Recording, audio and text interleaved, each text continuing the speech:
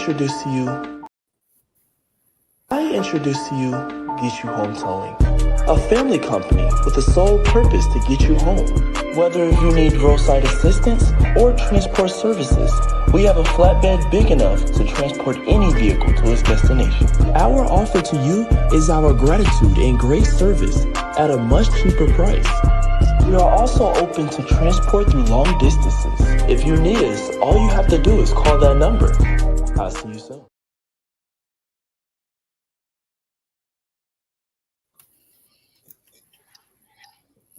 Y'all, how y'all doing? Y'all all right? We are Unhinged Live. Thank you so much for tuning in. I'm your host, Nikita Hansford, also known as your girl Tilted Halo, sitting alongside my good girlfriend, Coach Cash, in the building. And joining us tonight, oh, you already know, if you saw the brief advertisement I had shared a little bit earlier, about a half hour ago, look, the interwebs was messing with me on last night, so I wasn't able to start advertising this broadcast early. So you see, we got the tribe in the building, -1. The tribe is in the building. We got Audrey Dindy Hightower, our in-house self-care strategist, and of course, the lovely, lovely diva herself, Miss Natural D. The curls is looking fabulous as always. Amen. Because they was looking that on 2 minutes ago. We're going to get into that in a moment, but check it out. I want to go ahead and say thank you again for tuning in, and say thank you to every last one of our replay viewers who are going to tune in at a later date and time to enjoy the conversation we're going to be spitting out on this evening. Let me go ahead and familiarize you all with what's going to happen on tonight's show. Of course, we're going to check in individually with the ladies of the tribe, and we're going to have a minor discussion as to what happened to King AP on tonight. Of course, I'm going to give my show some love in my own personal super fan shout out on this evening. We're going to share some views from the Petty Pew. We're going to take a trip merrily down the stream. And of course, we're going to get to what's really going on and receive some nourishing encouragement from Coach Cash. And of course, I will encourage you to just be. So let me go on and circle back around and see how my kinfolk is doing on this evening. Audrey, it's been a while. And you know, I have to put you on blast, sis, since, you know, once again, you was out in these streets shaking your tail feather and entertaining the public. How are you tonight? How you been, sis? I'm doing fabulous. And yes, I just wrapped up on a show of The Little Mermaid a week or so ago. So much fun hanging out with the young people. I was a jellyfish in the bottom of the sea. But so happy to be here with you ladies tonight. I miss you guys, and I can't wait to get started. Listen, we miss you too, Audrey, and it's just awesome. We told you when you first stepped on stage that you done started something that you will never want to end. Yeah, and clearly. Yep, clearly, because you trying to get me to do some things that my schedule doesn't exactly allow me to do right now. But let's see what God does at the beginning of 2024. Mm-hmm. I got a seed in the ground. I'll wait for it. So I'll water it. I hope you water it. Yes, ma'am. I got a whole army of y'all helping me water my seed of faith. God knows what I need. He knows what I desire. And he knows, you know, I'm faithful. And he says he would honor the desires of my heart. So I'm waiting. Lady D. Yes. Lady D, how you doing, girl? Listen, better when you got praying friends, okay? I know that's almost right. Listen, I'm doing much better. It's been a long month this week, and it's Tuesday. Right. But I'm also tagging on that seed in the ground because I was going to put a seed in the ground, but I think right now I'm just going to get the packet of seeds from the store first, and then open the packet when the time is right, because I don't want to do this out of season, and I feel like if I try to put my toe in, it's going to be out of season. So sound like a word to me. So I might be right there with you next year, Audrey. There you go. And there is nothing wrong with being wise enough to Oh, recognize yeah. season. This is why we acknowledge you as Lady D on this evening, because baby, you be spitting hot wisdom fire like Dylon. And I'm ready for it on tonight. And I hope y'all in the listening audience are too. So check it out. She ain't never last and certainly never the least. I got to get to my home girl. Coach Cash, how you doing tonight, sis? I'm doing okay. I am doing okay. Ready. October was full. That's what we can say for that. October was full. And as Lady D already said, Natural D, the month has been busy and it's only Tuesday. How in the world? Yeah, but this was one of those days, the temperatures are dropping here in North Carolina, and somebody told me that mean that my blood is getting a little thinner since I've been down here because I'm cold. And I was like, no, it's really cold down here this week. So we're in the 40s. And I'm not about this life. It was close to 50, but yesterday it was 85. This that pneumonia weather. They want to catch you slipping. But I always have a scarf and a sweater on hand, no matter where it be that I go, all of the things. So, we're in our 4th week of marriage. Yes, married lady. Body count still 0. Body count still 0. Yes, amen. Listen. Won't you do it? Well, he must be doing it because listen, it is not me at all. I need you to know it ain't me. It ain't me. God. This is all God. So I can say I am in awe of him for what he does and does not do in all of the right season. And I'm right along with y'all, with the right place, the right time, the right season. And we gotta exercise patience, not ask for it, but we got to exercise it because we know what God does all things well, and he ain't never late. Never, ever. Mm-hmm. That part. That. So then I guess I should ask, since ain't nobody ask, we gonna ask our illustrious host, queen of the Tilted Halo Broadcast Media Entertainment. We got to ask. Did the aliens get you, Tyrone? Is that you? Child, they tried to get me on the mothership, but I had to go make them donuts. So, I gave a good fight. I was an all-timer, drove down the highway and made it to my workspace on time and was actually, a bundle of joy from my coworkers. You all know that I love to be a bursting joy tsunami, and it did my heart extremely well to see the division director just straight bust a gut when I came running through her office screaming help with my little alien legs flailing through the air. I was grateful that I took and seize the opportunity today to counteract what many of us know in our faith belief system to be a dark day. For certain celebrations to be happening, Halloween historically, y'all know, All Hallows Eve, and a lot of stuff, witchy stuff goes on this evening. And y'all know I thrive in my absolute uniqueness. My unit mates all wanted to wear witch hats, because we do themes, right? And I had to let them know, since I'm new to the unit, how firmly I stand on my faith. I said, listen, I don't dress in no witchy stuff. I don't play with the spirit world because that thing is real. I've seen some things. I've experienced some things, and that's something I'm not fitting to play with today because I'm that power right now. We yield that to God. So what I can do is bring you joy in my own way.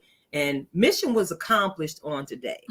I had one young lady who every time she saw me, she told me, she said, I cannot help but laugh every time I see you in that costume. And I almost wore it tonight, but I didn't want y'all cackling through the conversation on tonight because y'all know I'm strange. And that getup was actually a gift to me. I did not purchase that. All right. No, not at all. But it was a gift to me after a conversation I had with a longtime friend, and they heard my heart concerning this day. And they made sure, again, I fulfilled my divine assignment as a joy carrier. Y'all know I'm about that joyful life. Y'all know I'm about that joyful life. So check it out. It's a joy and a pleasure to sit here with you ladies on tonight. And of course, I got to ask Coach Cash, run me that drum roll, because I got to get into this super fan shout out real quick. We getting there. All right, drum roll.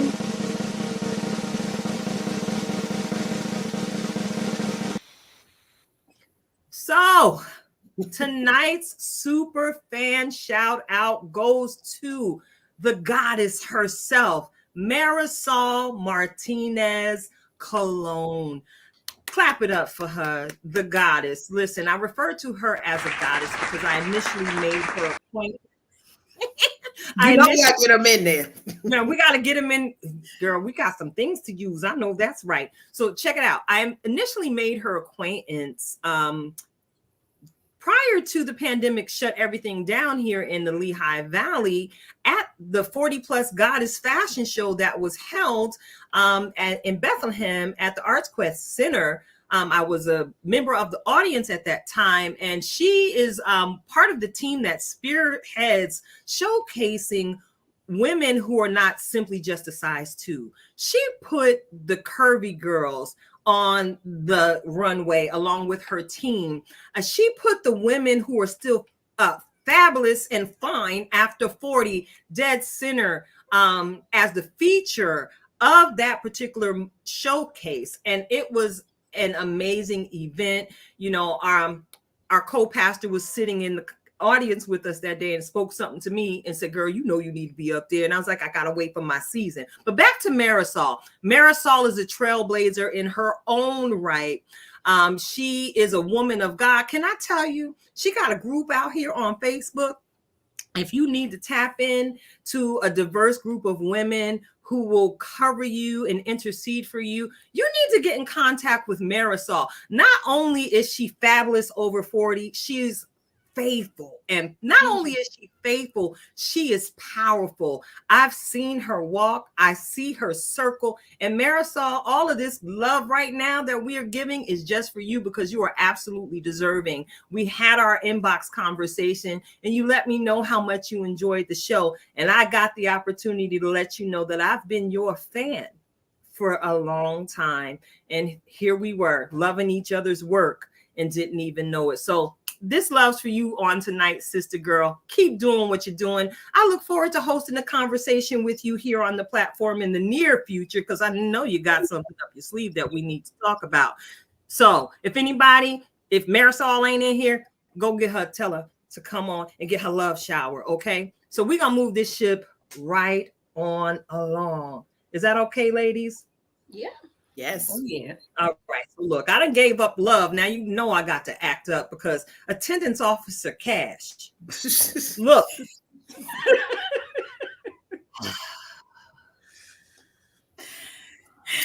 I only take attendance once a month because that's just how we roll here. Because you know, all of us are in different places in different times. You know, we gonna start with a moment of silence and prayer as we think on the King AP this evening. All right, now we got that out the way. He know that he prayed for and thought of. Now listen. Oh, bless God. Tilted. I got questions about Yes. what had happened to King AP. I got questions. I'm gonna leave it there. Lady D. I'm gonna just start off the conversation by saying it's real convenient because he just celebrated his wife's birthday. So were they out there shaking the tail feather and out here? Because once again, he always caught up with his wife. Hold on. Let me check the attendance record because you know when them two get together. When they get together. We're not blaming the queen. We just say it because we love the queen. Because the last time I think it was the anniversary, and then they, you know, they were sick and the kids was okay in the house. I'm just checking the attendance record. Let the record show that when them two get together, people be calling off. I'm not implying nothing, and I'm not adding nothing to it. But the attendance records show when they show out, it be days off. That's all I know. Okay, The recovery time don't be right. I'm just. That's all I got to say on that. That's all I got to say. You got any intel on this situation? Me? Yeah, I'm talking to you, Audrey. Yes, you. I do, because it's also Halloween. And you know how AP like his sneakers. So I think that he was out looking for a Halloween costume that looked like a big Nike sneaker. Like, hey. And he's still looking for it. That's what I think. That's a good round. That's good. That's a good number 2. I'm gonna tell you. That's you know, he does. He does. And his Nike. He's looking for a Halloween costume that looked like a Nike sneaker. He gonna rap, stomping through the streets as an Air Force One or something.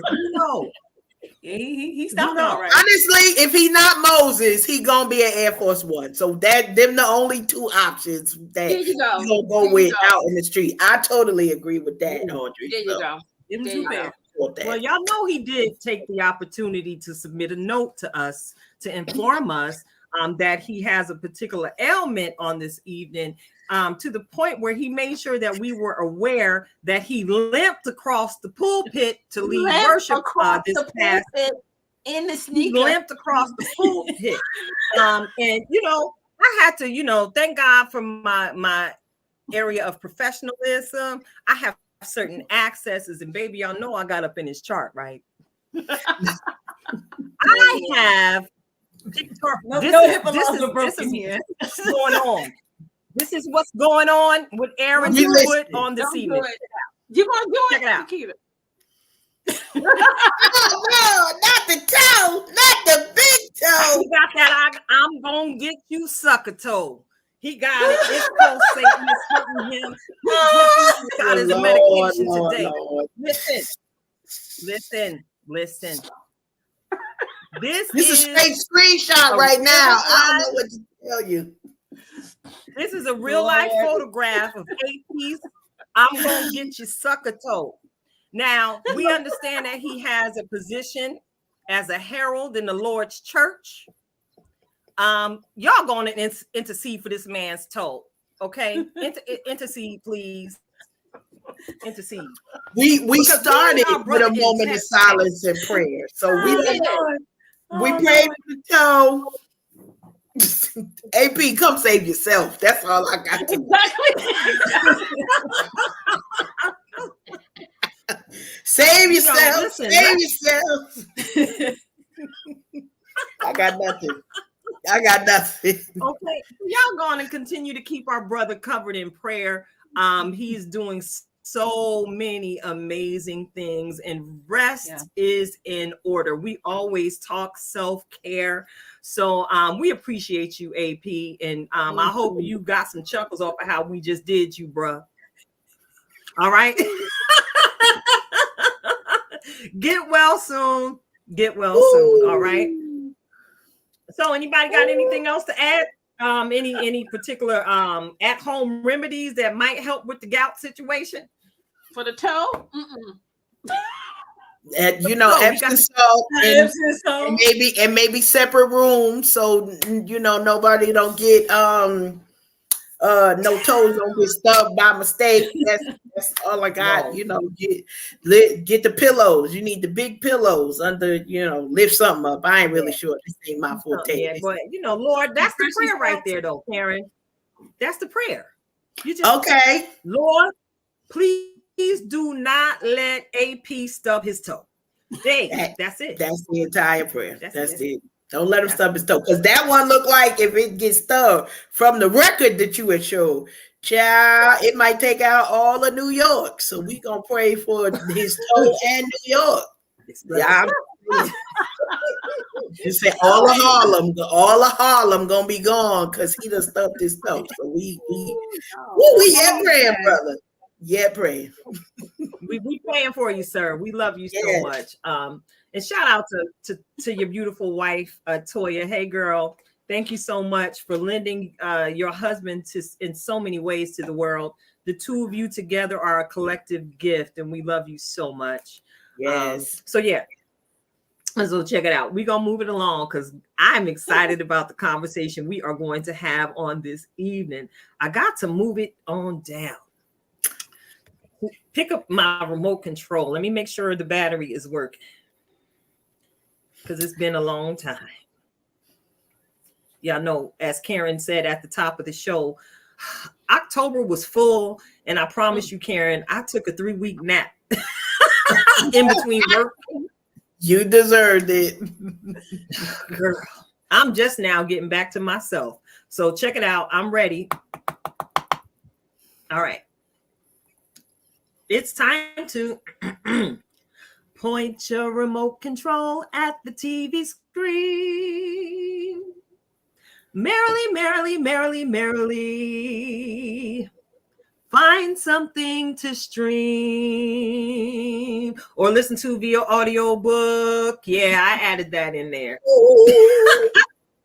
So now we're at the part of the show where we get to discuss some of the things we may have been listening to or viewing through one of these streaming mechanisms that we pay for monthly. I know I'm a huge movie buff, and I recently was connected with Alonzo Heron Jr. of the Royal Family Film Production Company. And I've been kind of enjoying his body of work. Some of you who are active in our Facebook group may have noticed that I recently shared some encouraging words that he was sharing via a video, basically speaking and manifesting what he plans to do in the year 2024 right here in New Jersey. He actually produces movies, and two of them that I watched earlier. I'm not finished with The King of Newark yet, but I started and I completed Fearless 2 and The Fearless 3, where he has played the main character who's actually a master martial artist. The storylines are absolutely amazing. And I had an initial follow-up conversation with him. And I said, young man, do I need to call you the Karate Kid of the community? I mean, listen, I was very inspired after watching the work that he's been doing with his team. And yes, I did drop the name of two of the movies that he has produced, The Fearless 2 and The Fearless 3. Both can be viewed absolutely free on Tubi. So if y'all ain't got nothing to do, listen, let me tell you something. We thriving and surviving over there on Tubi. Forget what you heard. Every B movie is not a bad movie, and I'm having a whole lot of fun. So let me go ahead and toss the mic. I want to go ahead and toss the mic to Coach Cash. Have you had time to watch anything? Because you've been hopping flights. In between naps and all of the things. Wait, I gotta remember what I watched on the movie. I watched on the airplane. I watched something going from East Coast to West Coast.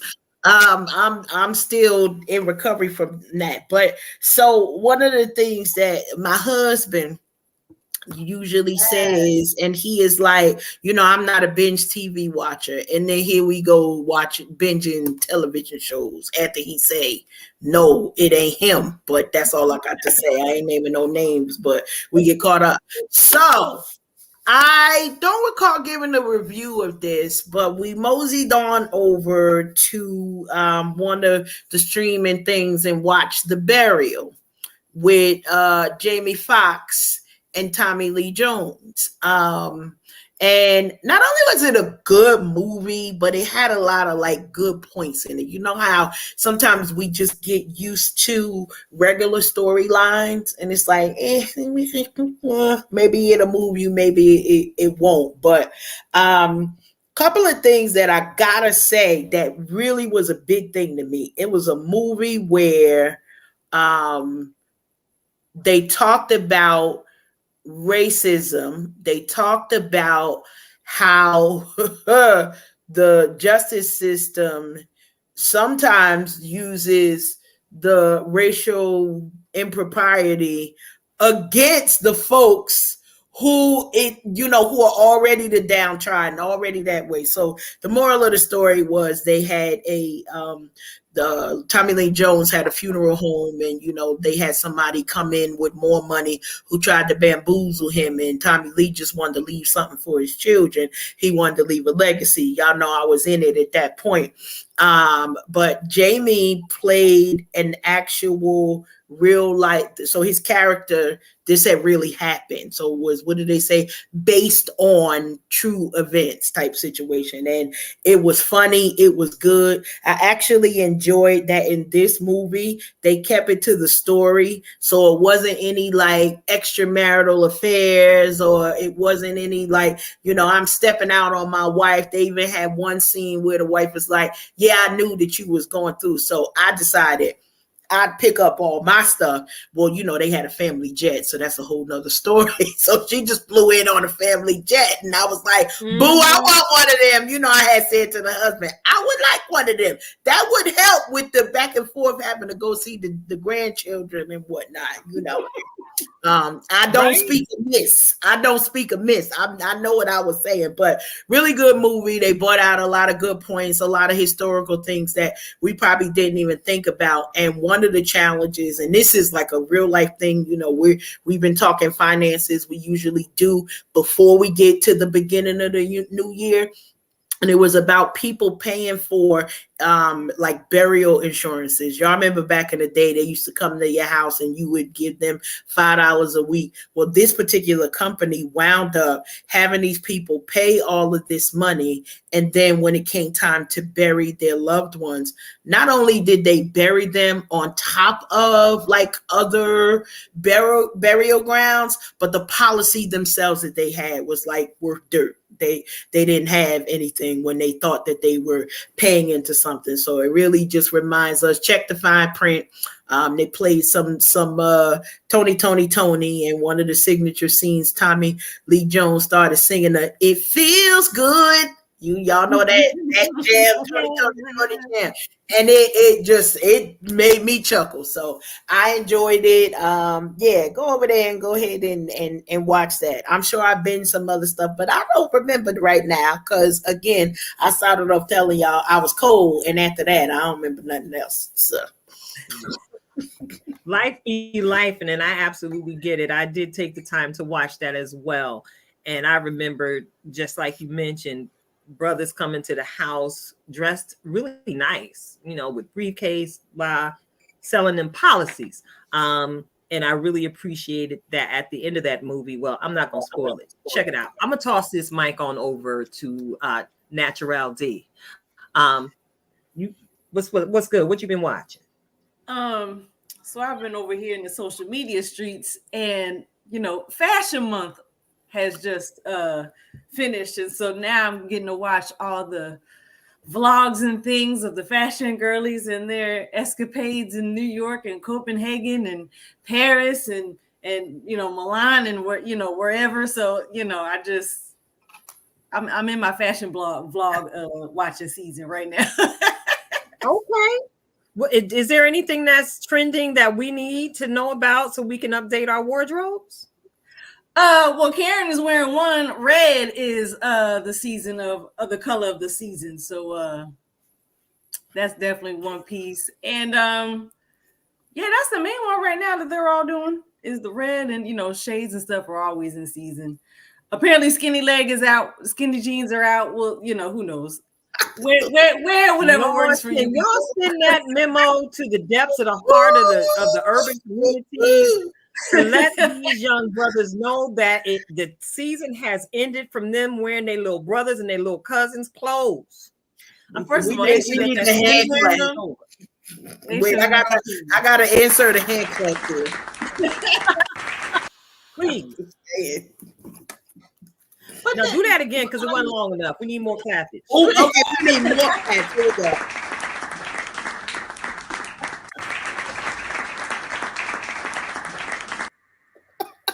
Okay, thank you. Thank you, Father. All right. Audrey, what have you been watching, sis? So before I go through that, Donnell, when you talked about the fashion, I was watching some of the photos also from Fashion Week or wherever they were located, but I noticed that the style in general is just so unstructured. Like I watched this one video of full figured women, and they were walking the catwalk with like fabric held together with safety pins, and like the skin is hanging out. I was like, what is happening?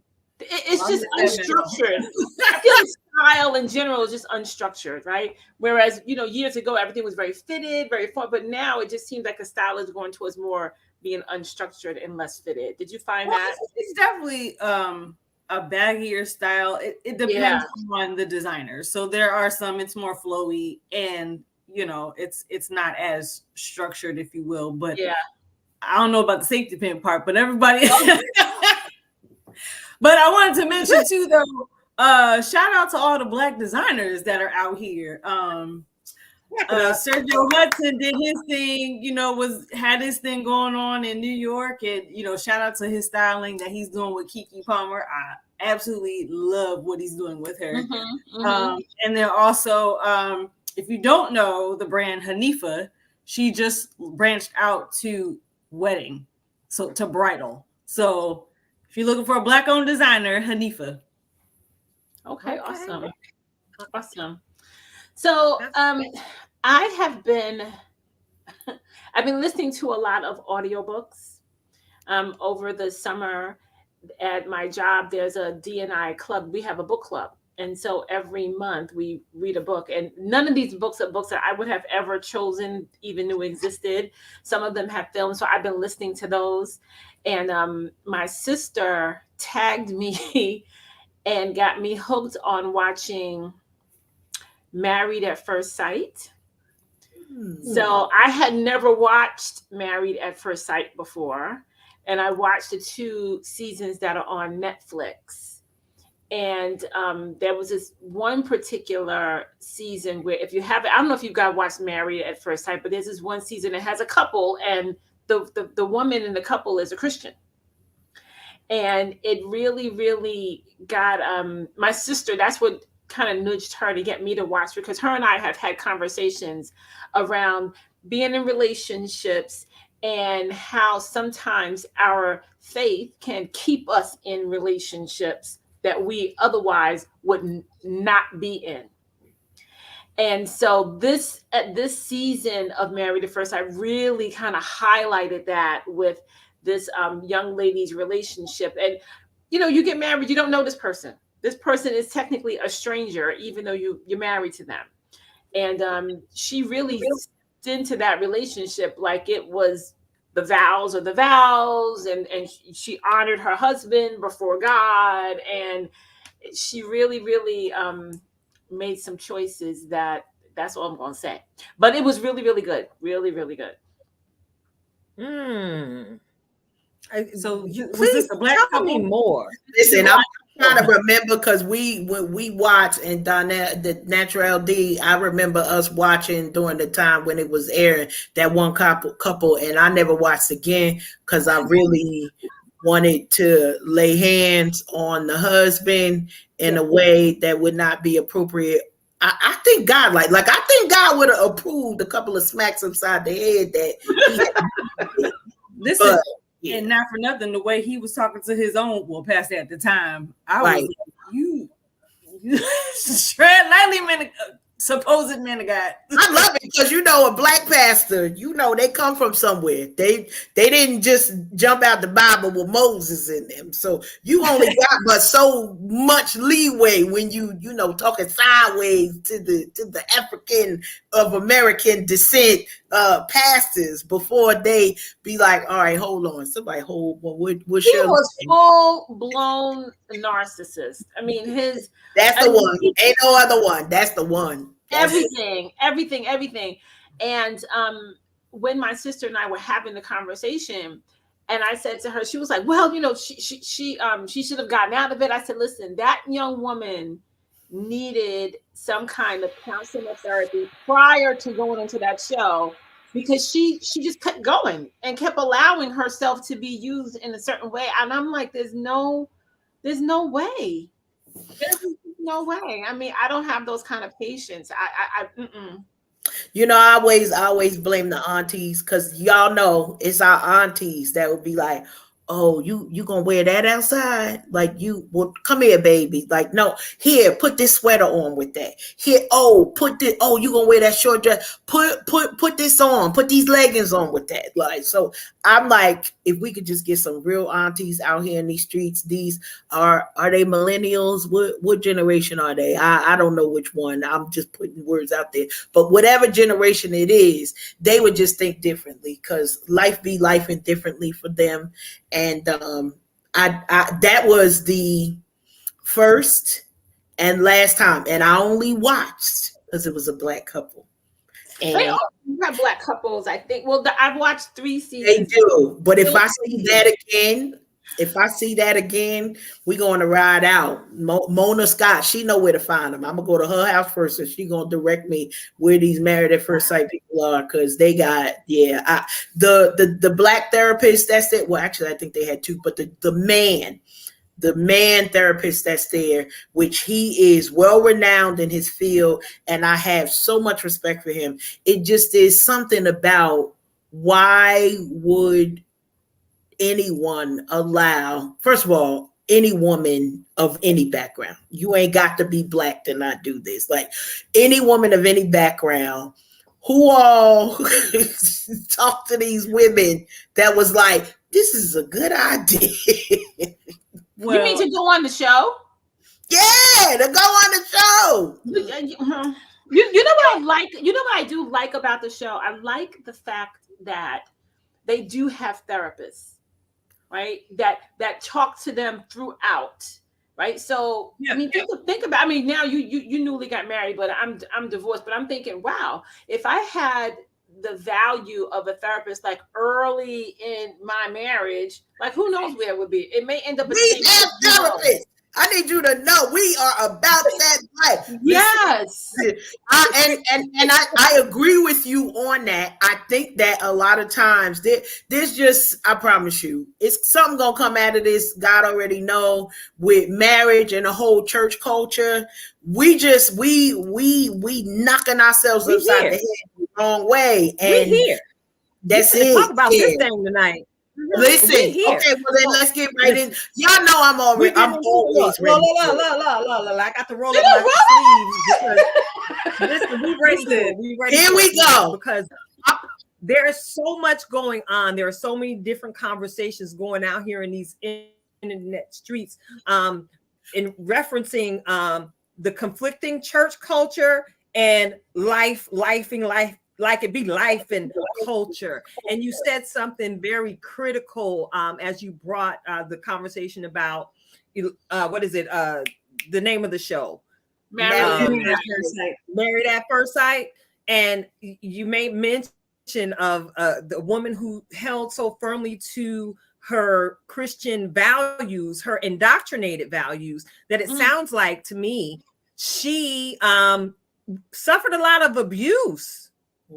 And just took it because of what her particular church culture raised her to believe, if that makes any sense. So did you see the we need to tap on that thing. Did you see it, Nikita? Did you see it? No, I didn't. I'm just very discerning from what I hear. Y'all know I hear between the lines. So think about this. Think about this for a minute. This is the first thing that had me going. In the show, you meet someone for the first time and you marry them. You see them for the first time at the altar, right? You don't know anything about it. I've seen like pieces of it, but it's not something I've invested a whole lot of time in. Right. So she sees him, she meets him at the altar, whatever, but they get intimate that night because it's her husband. This is my husband. We made a vow before God. This is my husband. Meanwhile, he was manipulating her. He played on that.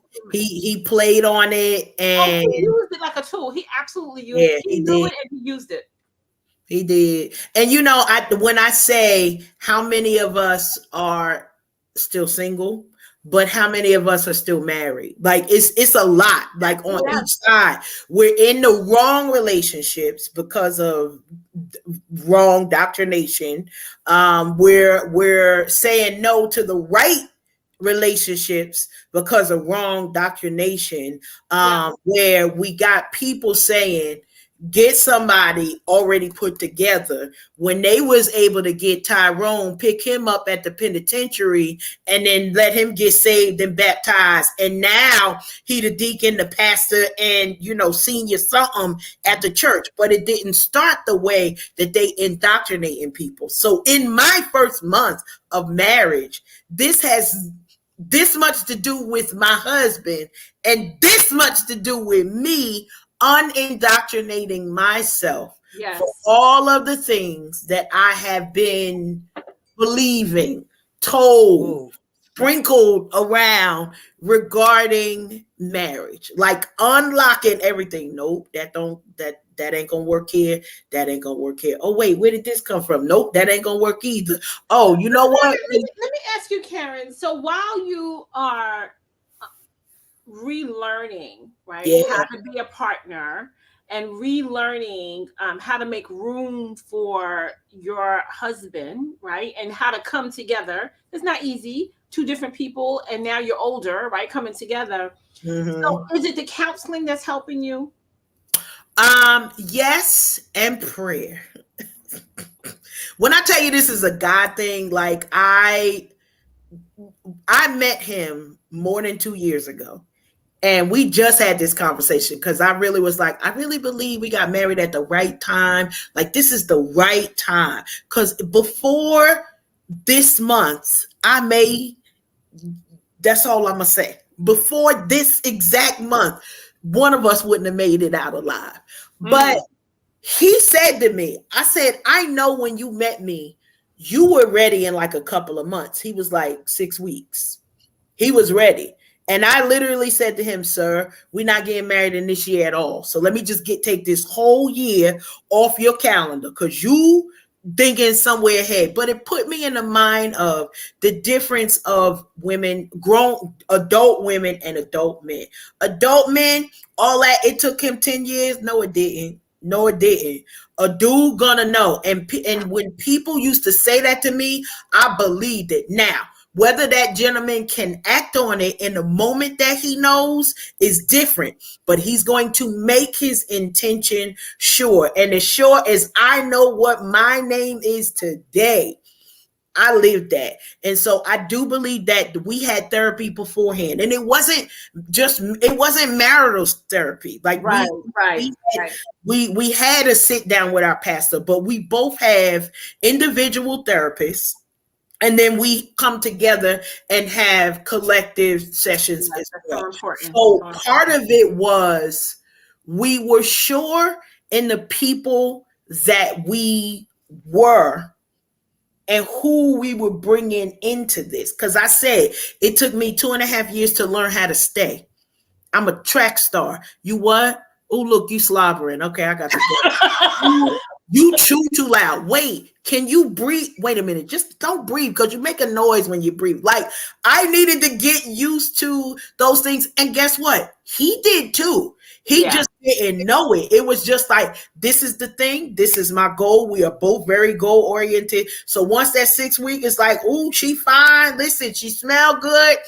I think by then I had cooked something. He like, and I ain't gonna starve. Let's get this popping. I'm like, sir, you don't know nothing about me. The level of crazy that you about to experience, you need to prepare for it. And now we both understand that, and we had to come into, and it wasn't just a therapist. We had to talk to the estate planner. We had to talk to the legal people. We had to, I make no secret that we have a prenup agreement because that was a part of, we are adults. And how do we adult? Now, my gripe is I would have liked to go to the church and talk to somebody about these things, but not a lot of people there had information. Like I could have conversations with Keita and she in the church, but I'm talking about if we are actually saying we're preparing our singles to be married, these are the conversations, and it's to secure the bag. How do you secure the bag that you got? So you went and you secured the bag, and then you get into a relationship, and we knew October 8th, everything that he and I own, now we both had 50% at least stock in it. So if I want to do something different, I no longer can. We here in North Carolina. I know what it is. I know what it is. And so we had all of the additional professionals, and we didn't do it by ourselves. And so now we 4 weeks in and we experts. Stay tuned. I don't know nothing. Yes, That's all I know. yes. That is all I know, is that the more that we dig into this, it's like you respect the people who either, not just because you're in a marriage for 30, 40 years, but if you could not continue with whatever you couldn't continue with, whatever that thing was to say, all right, I'm gonna head out. It was a 90% of the time, it was a serious thing, because sharing your life with somebody, this is not, I'm going to pick up a new set of hair at the beauty shop. That ain't what this is. And so respect for folks who are on both sides. And for those folks who made the decision, I'm not doing this again, or I'm just not doing it. If you want to be single and you out there, like, you gotta figure out how you're gonna work it out, and there's something for everybody. But good question. Just them people over there, I don't know, I'm not watching that show no more. So What's up, D? So my first point, funny enough, there is a couple in that season though that walk that out, and they are doing well today. Mm-hmm. So you had the juxtaposition of both, right. And they were a minority couple as well. So you saw them work out their issues. You saw them take it seriously, even though the producers tried to make it act like they had drama, and in the end, they really didn't. Right. But against that couple who was a whole hot mess and didn't take any advice from the experts, if because homeboy was missing in action most of the season.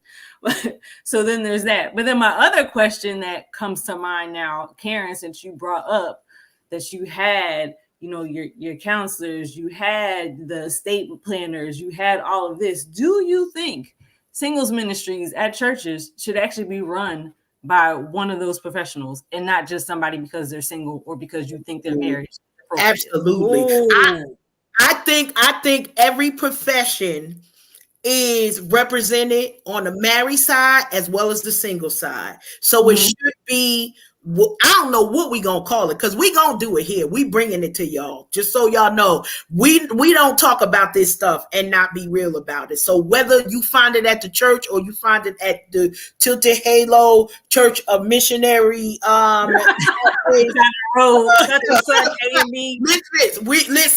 bring it by faith, because the thing is that we talk about and I say this all the time, so it's not, I'm not talking behind his back, but he and I have different relationships with money. We have different relationships with credit. We got different, and so the molding is, listen, I'm Linda's daughter. We swiping plastic and I'm not even thinking about it. He's like, man, we need to have a plan before. Who say what now? What you say? I can't hear you. We were swiping over here. But to learn that it's not a right or wrong, it's about what fits for our personal aspirations. So if I'm talking one thing and I'm doing something else, and a lot of times men, it's just a different relationship. It could be all men and all women. Every person has a different relationship with money, and it depends on your background, your upbringing, whether you have experienced seasons of lack, because some of us have experienced seasons of lack and we don't know how to grasp onto a growth mindset. And then there are others of us that have grasped onto the growth mindset, and it's like, if it look broke, we ain't going over there. So how do you balance that and get into the middle of it? But yeah, I agree. We got to throw away that whole, the leaders is just because you're single. You got to be, in my opinion, you should be single And it should be two people. It should be somebody who is single and has made the decision that they're going to stay that way, and then also somebody who is single in pursuit or looking to be pursued, because this road is different depending on which side of the fence you want to be on. And you could come over, if you like, listen, give me 2 years. I need to be over here, and I don't care nothing about y'all. About to be married ministry. They all crazy. But you might get somewhere and then say, you know what? I changed my mind. He cute enough. He treat me nice enough. She's fair. She somewhere in the middle. However we do it. But I agree with you on that. It should be the professionals. Life just is different when you allow professional people around you who actually know what they're talking about. They're not talking from a place of generational indoctrination, but they're talking from a place of what will work right now. And I know that is helping to sustain us. Plus, y'all know, I will pray at the drop of a dime. We're in the middle like, dear Lord, I'm about to cuss this man out that you done sent me, and I need. Okay, this is a real prayer. Never mind. But I'm in it. But Karen, that's important. I think. Yes. You need, like you said, and you saw, Donnell, you need different perspectives, right? Like here I am, a married person who is now single, newly single, right? And so I've done the married thing, went through the whole, coming together, being as one, which you never really come together and be as one. But it's just like you said, you and your husband have different relationships with money. That's important for single people to hear, because maybe in some churches or some, Christian environments or religious environments, they may be teaching that you always got to be together. You got to come together and you got to be as one, and you always got to have this, you have the same mindset. And that's not real. It's just not reality, right? It's just not at all. It's not. Y'all know I got a story to share. I don't even care. Check it out. My testimony is that of getting information about who I needed to marry and when I needed to get married and why I needed to get married when I did back in the day, came from someone who I love very dearly. And at that point in my life's journey, y'all know my background. I was a foster kid, went through some things. The Lord found me, picked me up, cleaned me up, gave me a renewed mind. But this was the beginning of my journey of really trying to walk it out and be consistent with how I lived out my faith. So this person in my family told me, girl, because at that time I was 17 years old, single mother with a baby. And she had the slave mindset. I refer to it as post-traumatic slave disorder in the mind. It comes from the impoverishedness that comes through my family generationally. It's a mindset that was passed on to me when it was said, you might as well go ahead and marry him, because you ain't going to find another man that's going to marry you with no child. Uh-huh. So here I was with my 19-year-old self, finding myself, I done caught the eye of this fine young brother in the church. He in the church. And, he checked that off of my list because I always knew I was supposed to be connected to a man of God. So here we are in the church. I don't know his relationship with money. And I'm certain all of you have heard it. It's better to marry than to burn. Uh-huh. So what happens, I was part of the Church of God in Christ at that time. And, the person I took this advisement from was of the apostolic sect of the faith. So they sent me into a marriage at 21 years old with nothing but my Bible and my belief that I could learn to love anyone. I just needed to be married so I would not burn for practicing any further lustful behaviors that might produce seed upon the face of this earth. So here I am. I learned to love when I actually said I do. I promise y'all, the Holy Spirit told me to walk away at that time. But I stayed there because I was already thinking with a covenant mindset with this man. Yep. I'm going to marry him because God witnesses here. And I don't want to embarrass the man of God. I didn't want to embarrass him, so I became his wife. And I bore his seed, and I ran a household, but things were very imbalanced. And it did me a lot of emotional harm, which is why I have made the choice to remain single, to make sure that I've addressed every piece of the stone from that experience of my life that has erected itself. I'm looking at it because those things have to be chiseled away. Sometimes we have to be honest in our womanhood to say, I'm not all right. And I'm the problem. It's me. It's not always brother trying to, pursue us. That's the problem.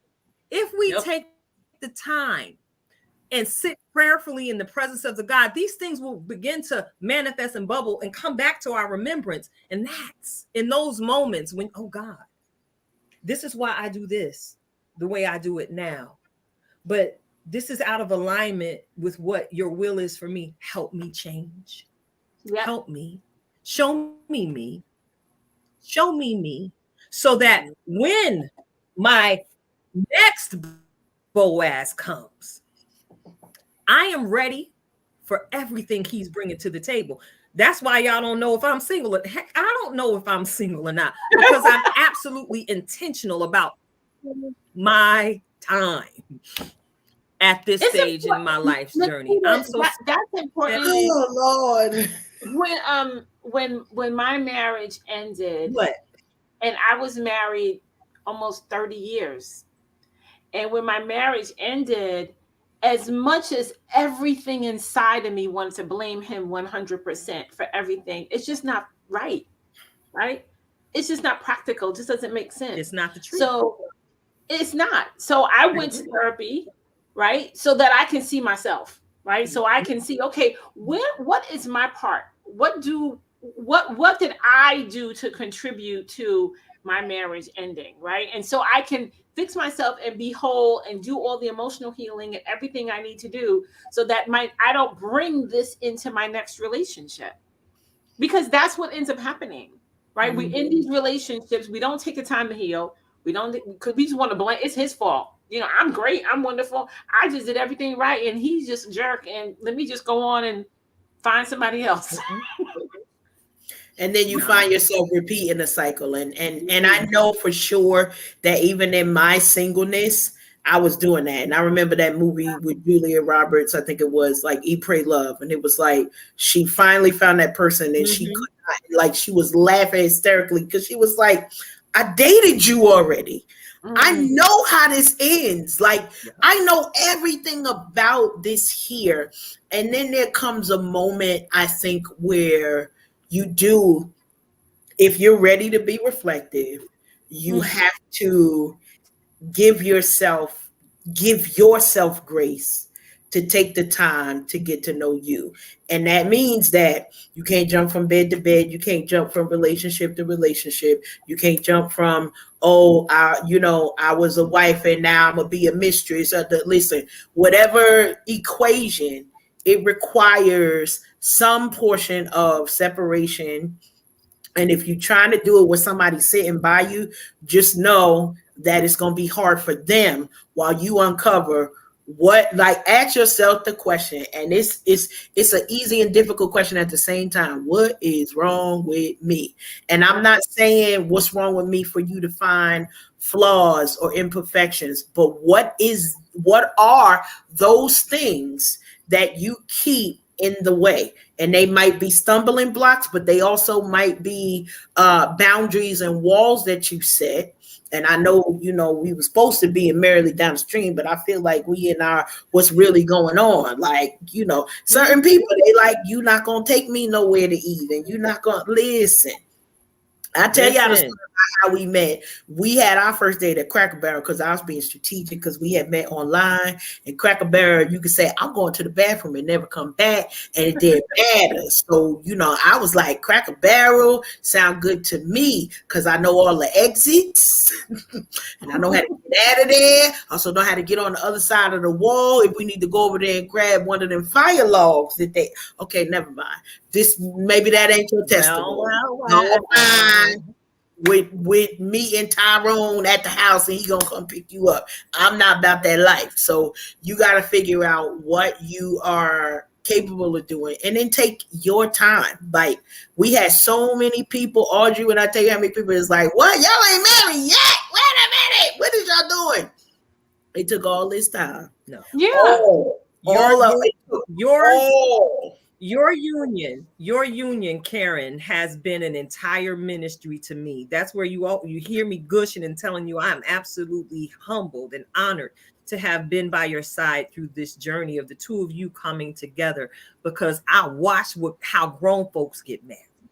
I watched how grown folks absolutely keep it real in the coming together process. We joke and we laugh. You need somebody that you can cuss out and he'll still love you tomorrow. But check it out. It gave me like hope. You know what I'm saying? And it helped me recognize that there's absolutely nothing wrong with me, and me waiting for someone who is compatible for the space I'm in at this journey, at this point in my life's journey. Audrey, I'm going to segue there. You asked the question off air. What is the youngest? What's the youngest age I would actually date?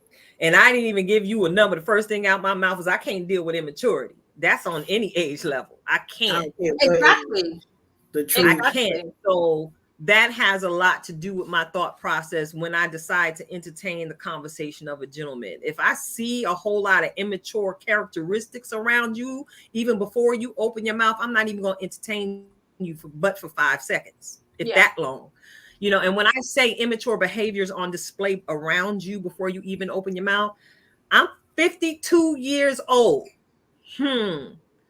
How I spend my money matters. Now, if I see you 52 and up, and when I talk to you, the main part of your conversation is the label on your belt or on your back, sir, I'm going to need you to move merrily along, unless your financial status, you know what I'm saying? Listen, I need you to move on. So financial status can really afford you the opportunity to wear these other people names and advertise for them and make them more money.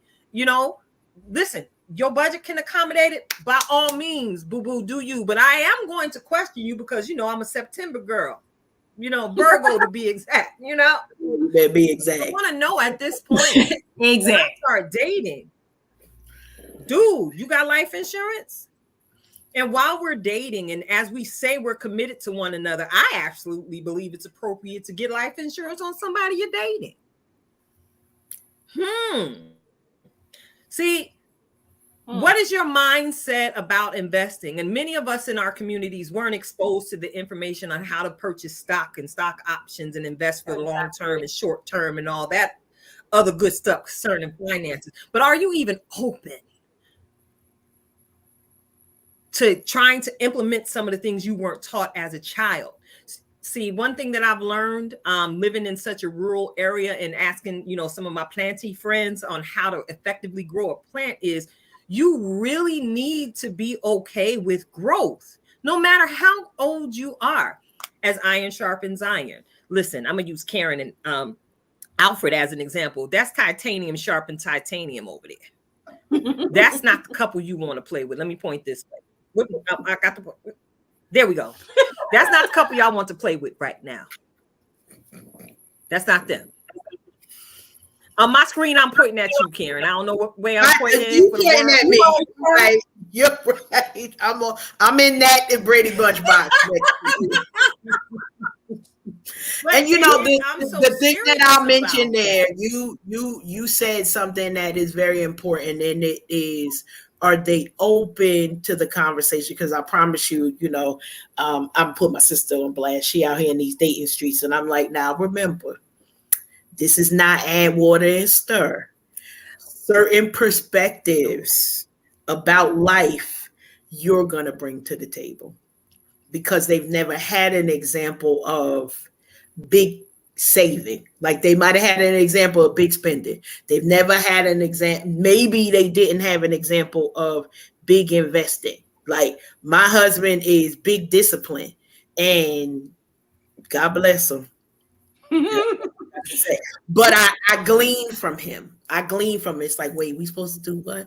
I don't feel that in my spirit. Let me, and listen, I'll pray about it, because I'll be like, dear Lord, this man that you sent is over here talking about something. What I'm supposed to do with that? But knowing that when you both are coming in there should be something that person, you know, in the words of our evangelist Sister Lettucey, how you gonna add to me? Like, and I know that sound crazy. Sometimes it's not the money, because in a lot of our worlds, there are a lot of women who out salary the dudes, but it is about your posture. When you, no matter where your salary comes in at, it's also about, like, literally, we have to sit and wait differently. So if you looking for fly by night relationships, that's all you're gonna ever have. But if you got patience, and when I say I had to learn how to take off my shoe, untie it, not be ready to bolt as soon as it be like, what? That don't even sound right. Let me get up on out of here. Sometimes you got to give things in. Like he and I had that conversation. Listen to me. When you tell me something, it's a process. I'm never going to do it immediately. So if you're looking for that, that's between you and Jesus. He parted that Red Sea immediately. Karen ain't doing it. I got to sit here, heard what you said, pout my lip, side eye you, cross eye, all of that. And then I'm going to think about what you said and try to figure out, can I do it? Do I want to do it? Does the Holy Spirit sanction me to do it? And then eventually it's going to get done. But I'm going a long way. So if you looking for fast, you going to with me. But we normally, and that's the one thing that we say, we normally get to the same destination. The way that we get there, way different. Because this man is we talked about it. He heard a decision. I promise you that wedding planner, I'm never doing that again. So he got worried about none of that. I'm never doing that again, because that was the biggest thing. He was like, well, you said you wanted it, so I did it. I said I was thinking about it, and that's all I got to say. Okay.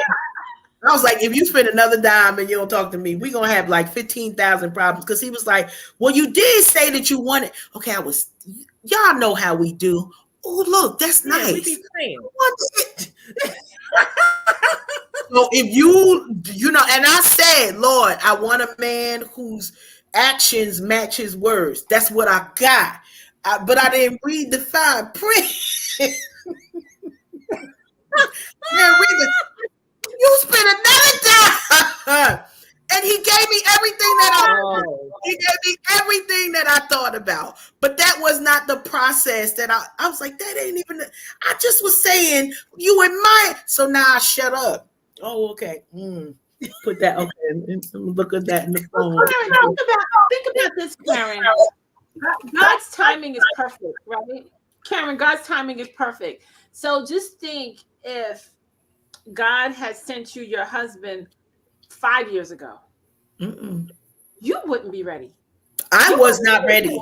And we had that conversation. I was not ready. Number one, because I've been down here in North Carolina 6.5 years, okay, almost 7. I needed that time. I needed to breathe. No children, no grandchildren. Honey, I was traveling back and forth to everywhere. It took a whole pandemic to sit me down. That's all I got to say on that. But I was everywhere. And then I had to learn the value of when to travel, how to stay home, because I didn't know how. I'd be like, well, all right, I'm going. But now he gets, and that was a conversation we had. What you gonna do? You know, because my life be lifing, and it don't ever life in the same zip code all at the same time. So, pew, pew, pew. That's sometimes how it is. And it was a prayer of mine, because I was like, Lord, I don't really know how you gonna do this. And he fine, you know, he missed me and everything, and then that's it. He'll be fine though. And then he says to me, okay, well then I gotta change my lifestyle so that when you go, I'm going with you. All right, then, you know, Jesus listening, right? Okay. He gonna give you the desire in your heart concerning me, so you keep on talking that talk. But I wasn't ready. I wasn't ready when I met this man. I honestly could say I don't know if I was fully ready for marriage when I accepted his ring. And that's deep. I was like, I think this is a good idea, but I'm probably going to mess this up. I ain't sure. And then I started praying about that, and having people in my life who were of every station was helpful to me. So I watched the breakups. I watched the divorces. I was, you know, having intimate conversations with people who were saying, Karen, you need to pray and ask God to show you what you need to see before you say I do. And I had the time for it because wasn't nothing a rush. I wasn't pregnant and I ain't dying. So don't be coming over here. Y'all got to get mad. I ain't pregnant. I ain't gonna get pregnant. Leave me alone. We chilling. So I don't play for that team. So we good over here. Cause that a lot of times people are like, oh, I don't want to get caught up, you know, and Keita, the same thing like you said, you know, in your thing, what people saw. This man did not care nothing about what the pastor said, what the bishop said, what the deacon, he didn't care. He was like, that's my woman. Y'all deal with the rest of it. Y'all gonna be fine. And I had to get there, like, because I was like, oh no, like, you know, church, we can't do that. And then I started worshiping, and somebody said to me, like, Karen, you seem so comfortable, like, saying that's your husband. Because I've been worshiping with this man. I've been praying with this man. We've grown together. So it's like, it wasn't just a one day. And I promise for those who experienced it, it was like, oh wait, we got to get married on Sunday. Honey, we was chilling. We had a whole family weekend. We had a good old time. It was like, oh yeah, we got to get married on Sunday. What we doing here? God knows exactly what you need. And you know, as much as it is encouragement, I still want to be real with people and say it was work. It took a decision for me. And I say to him, I'm of a certain age. Like, we've learned how to love and walk away. I know how to do that. I know how to love and walk away. I had to learn how to love and stay. I had to learn how to make the choice to love him every single day. Even if you getting on my nerves, even if I'm like, you gotta breathe that loud though. Like, do you have to chew like that? You know, the questions, you know, that's all I got. So thank you so much, ladies, and thank you so much, Audrey, for bringing this conversation to the forefront. We've been wanting to have it for quite some time now, and y'all know each and every one of you picked up a new assignment on this evening, right? You picked up the assignment to be a support to a sister who's preparing to say I do. Because every last one of us bring a great perspective to the marriage situation from experience, not only from just like regular life experience, but from experience of seeking the heart of God concerning what exactly what it is he has for us in our relationship situations. No relationship is perfect. You know, so, I'm gonna let y'all know I'm shady. Okay. I'm mad shady. Y'all know I had the t-shirt on and posted it the other day. So when I see these optic moments where these couples are so full of love and so full of joy, then boom, 2 weeks later, we getting divorced. What's really going on? Some of these things are not real, just like this little raggedy dating list thing that's been going on. Listen, do not let social media get y'all caught up in pursuing something that is not real. Okay, so yeah, I brought up these raggedy lists that's been running around in the webs. Okay, because I don't know my soul is tired. You don't know about the list, girl? The list even made some major news stations. What's up, D? I see. Well, wait, but you gotta understand where it starts from. So homegirl, whether or not this is a skit, the jury is still out, put up a video of a man who took it to the Cheesecake Factory and was like, you gonna take all this to the Cheesecake Factory? I don't do chain restaurants and this, that, and third. Meanwhile, quiet as it's kept, loud as it's kept, most restaurants are chained, but whatever. Yes. So then it became a list of where we don't do first dates. There's only one place on there that for real is a no, and that is your house. We don't do no. True. Okay. That is the true no. No, we're not gonna do that. So that's a list. Yeah. Oh, no Cheesecake Factory. No, I don't remember who else was on there. Applebee's. Chili. What I mean, I'm personally not really going to Chili's either because that's just preference. Red Lobster, which again I'm not going because preference. Church, I said, no, hold on here. Y'all need, that's the problem. Y'all need more first dates at church, and maybe we could get rid of the list. Like y'all tripping. Right. Well, coffee shop, Starbucks. I forgot. After that part. Wait, like, I'm gonna give you Pastor Sim's dating list, and then we gonna move on from this. Okay, back before he got married, his dating list was this: you will know in 3 days. What does Elder Ulysses have to say? Listen, 3 dates. The first date is coffee because you need to qualify whether you want to spend money on them. So you only get in coffee and maybe a donut. So Dunkin' Donuts, he don't even suggest Starbucks. Dunkin' Donuts, you get a 99-cent or McDonald's, especially he of a certain age, you get free coffee or whatever they do for the seniors over there. Listen, I need you to know I agree. We got our listeners talking about something. Listen, this list is when your priorities are messed up.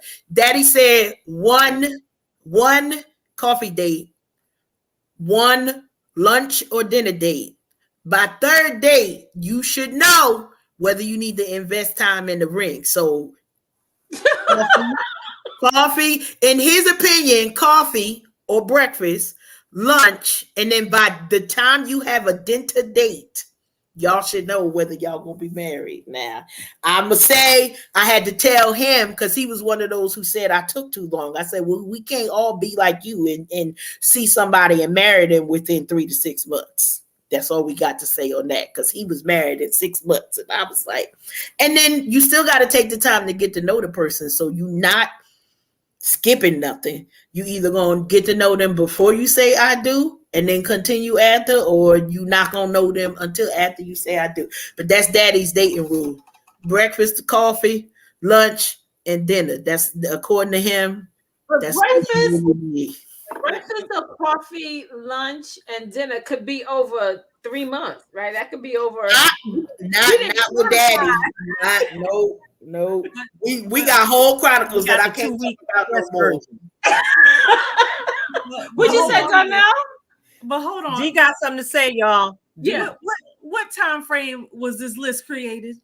What year? For his list? Yeah. When did he create this list? What year? 2017, 2018. Now he lying. He made that list in 1972. See, the only thing is that he had been married, so he didn't know nothing about. When I tell y'all, my father was an entire mess out here in these dating streets. He had a picture of him and Joshua when Joshua was a baby. Joshua was 25 or 30. Okay, he wasn't 30 yet, but he was at least 25 when my father pulled. He was like, well, I like that picture. I said, well, you can't get mad at Mary Ann because you saying she don't look nothing like her picture. You was 30 pounds lighter and had hair. What is we doing here? Stop it. So y'all know it was literally Joshua when he was 2 years old in the dating picture. Like, sir, perpetrating a fraud. Get off Perpetrating a fraud. Look, elder dating list smell like hot karate, don't it? It smell like hot karate, don't it? His dating list. Yes. I could smell it through the screen as you were telling me the rules. I felt an aroma waft through my room here. That list smell like hot karate. I love it. I love it. Shout out to Elder Ulysses Sims. We love you, Pop. And thank you all for tuning in. We are Unhinged Live. I'm your girl Keita, also known as Tilted Halo, sitting alongside my good girlfriends, the beautiful lady D, Natural D, our in-house self-care strategist, Audrey Dindy Hightower, and of course, you already know Coach Cash herself. Y'all know I'm good with the switch up and how I shout my peoples out. I want to go ahead and acknowledge you, Nadira. We see you getting it in and keeping it litty in the chat. I appreciate your participation on tonight. I'm gonna ask you to be part of our personal street team on tonight, sis. Go on and tell your friends and your mama and your auntie, cousin them about what we got going on over here at the show. because I'm certain you not only continue to glean wisdom every time you tune in, sis, you get your chuck along right along with us too. So I see you, sis, and I love you too, girl. We love you here. It's a whole tribe of splash love in your face. So you know, I had a video queued up. And before we get into our coaching session, you know, because I asked, you know, Coach Cash, you know, to switch off her DJ hat, you know, pretty quickly after this video was shared. Our sister Zion fell in my spirit on today, and you know, she doesn't know how often I pray for her. Because listen, she always refers to our platform as coming over and having a nice cool glass of lemonade. She has no idea exactly how much she does that for us as well. Our sister is recovering extremely well from a surgery that she shared with us.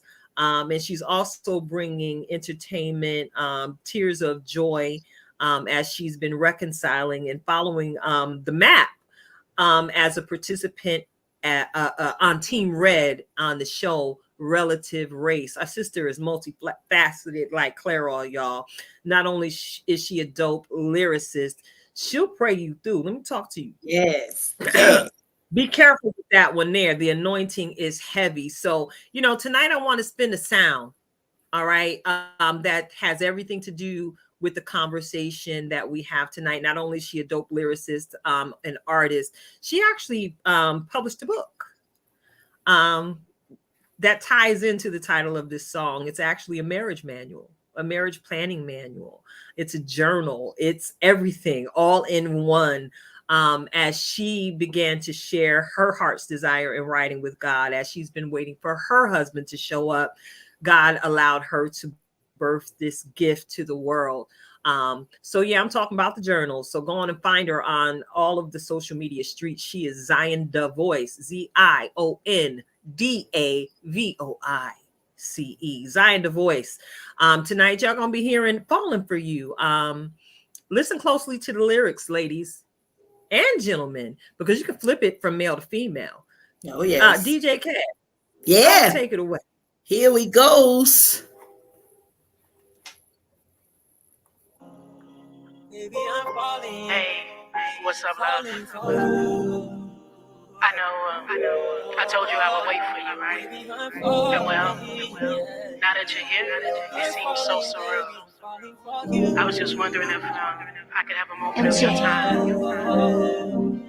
I just want to let you know that I appreciate you. Every single thing you do. And I wrote a song about it. I hope that it puts a smile on your face. Well, it's all right with you. Listen. Now I believe that fairy tales, they come true. The day that I look my eyes on you. I told you before that I wait for you, captured by your mind and your mental. Some say it's complicated, but with you it's simple. They say good things come to those who wait. So I stood strong, you manifested fate. No need to rush, look, we got a lifetime. You always on my mind, praying for you on the daily. Well, I've been on the grind, thinking about you here lately. Just how blessed I am to be a chosen part of your life. Had an icebox where my heart it used to be. Like Monica, you got love all over me. And you, my dear heart, a master key. Us together, it's like look a masterpiece. Christ be the center and look, all my problems cease. I love, look the way that we pray together. And how we intercede for the future, baby. And how we keep Christ first. And even when it hurts, look, we put in the work. What I love about us is even when it hurts, we still put in the work. You know what I'm saying? Yeah.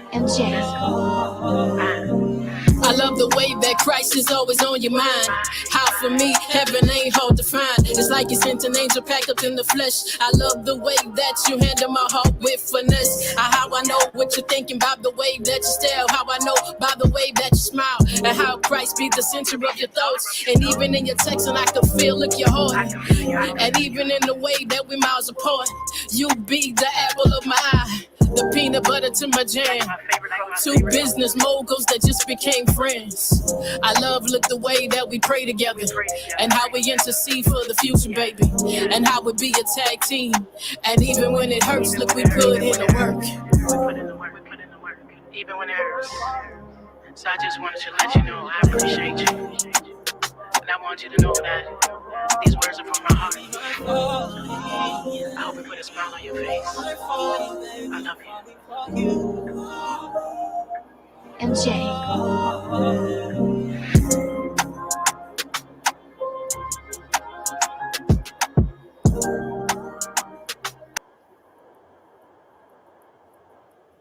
Yeah. All right. All right. Like that. We back.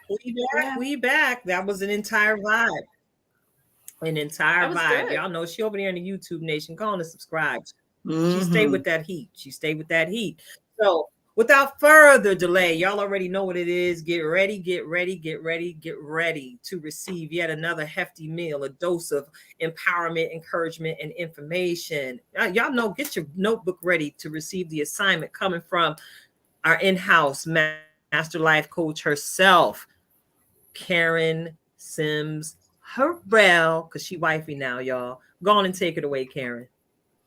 All right, we're getting at it. Today it's gonna be a little bit different because we got to get right to it. But y'all know we always come with the title. And today's title is Strip Search. Strip Search.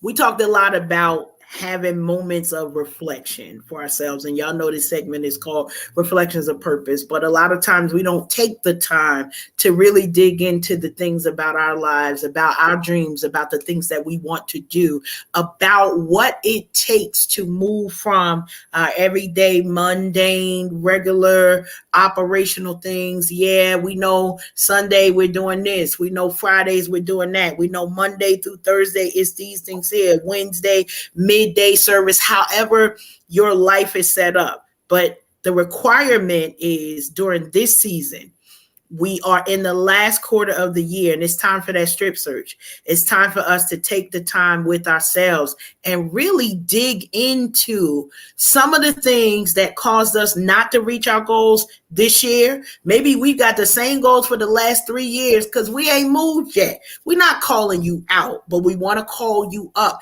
And that requires for you to strip yourself of the distractions, strip yourself of the boundaries that have not been self-serving, but been self-destructive in your life. When you go through the strip search, why do they do it? Because they said you've got something that may harm the people around you. So we need to make sure all the way to the bottom that we take that thing from you. Now imagine that when you go to the airport and the TSA folks is acting up and they doing all of that. Nobody ain't got time for that.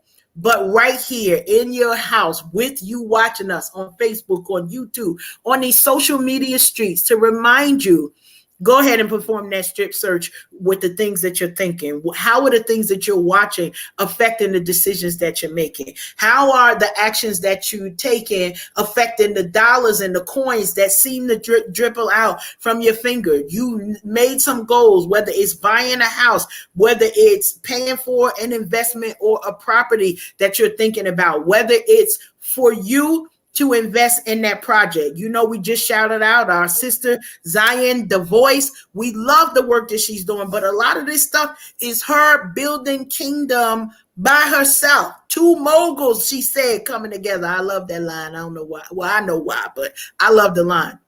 But it requires first that strip search.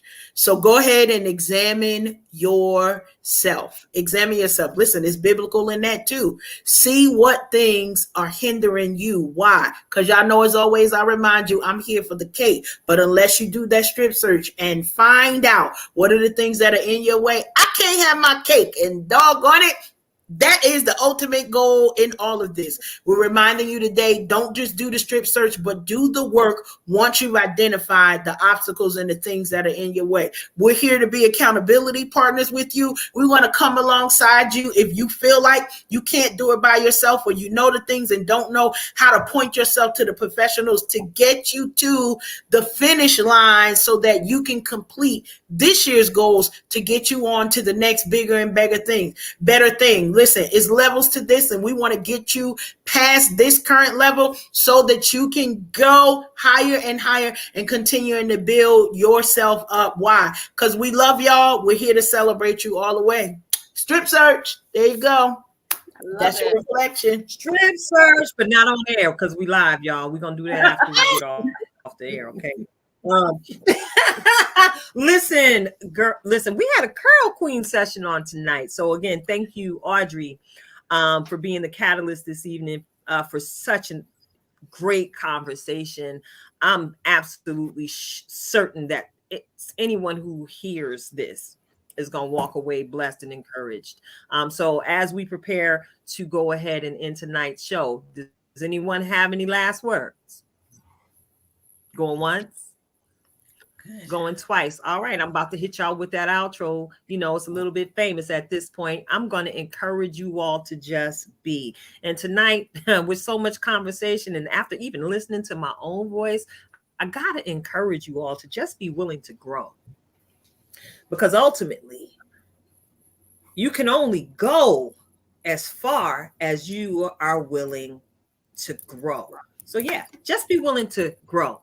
It's your girl Tilted Halo, Coach Cash, Audrey Dindy Hightower, and the beautiful Natural D. We are Unhinged Live. Until next time, blessings on blessings, blessings on blessings. We are out. Later, y'all.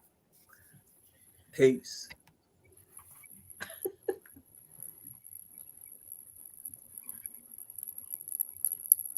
I got 2 buttons over